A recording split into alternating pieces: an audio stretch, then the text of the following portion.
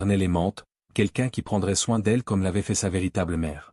Mais Niara n'était pas cette personne. Dès le premier jour, Niara vit Zala comme une menace. Elle avait une fille à elle, mais, quoi qu'elle fasse, son propre enfant ne pouvait jamais égaler la grâce et la beauté naturelle de Zala. Chaque fois que Niara regardait Zala, une jalousie amère brûlait en elle. Elle détestait la façon dont les gens admiraient la jeune fille, la manière dont leur regard la suivait lorsqu'elle passait. Mais ce qui l'exaspérait le plus, c'était que Zala ne se montrait jamais fière ou arrogante de sa beauté. Elle restait humble, toujours gentille, toujours douce, et cela ne faisait qu'attiser davantage la jalousie de Niara. Un jour, une nouvelle se répandit dans tout le royaume, un grand bal royal allait avoir lieu. C'était l'événement le plus attendu de l'année, et chaque jeune femme rêvait d'y assister. Le prince en personne y serait présent à la recherche de sa future épouse. Le cœur de Zala s'emballa d'excitation. Pour une fois, elle se permit de rêver. Peut-être, juste peut-être, aurait-elle la chance d'y aller. Elle imaginait déjà le grand palais, les lumières éclatantes, la belle musique remplissant l'air. Mais plus que tout, elle rêvait d'une soirée où elle pourrait se sentir libre, libre de sa tristesse, libre de la cruauté de sa belle-mère. Niara, cependant, avait d'autres pensées en tête. Dès qu'elle vit l'excitation dans les yeux de Zala, son cœur se remplit de haine. Il était hors de question que cette fille brille au bal. Non, elle ferait tout ce qui était en son pouvoir pour anéantir les rêves de Zala avant même qu'ils ne puissent devenir réalité.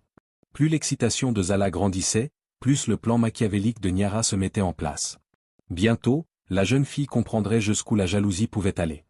Dès l'instant où Zala mentionna le bal royal, le visage de Niara s'assombrit. Elle posa son ouvrage de couture et regarda Zala avec des yeux glacials. « Toi, au bal royal » ricana-t-elle. « Tu crois vraiment que quelqu'un comme toi a sa place là-bas » Le cœur de Zala se serra, mais elle tint bon. « Pourquoi pas ? Tout le monde est invité. Je veux juste voir le palais, danser. » Niara l'interrompit d'un rire sec et moqueur. « Toi, danser avec des nobles ? Tu penses qu'un prince poserait ne serait-ce qu'un regard sur toi ?»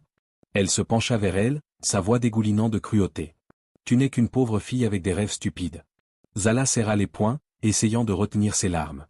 Elle avait toujours su que Niara ne l'aimait pas, mais cette fois-ci, c'était différent. C'était de la pure haine.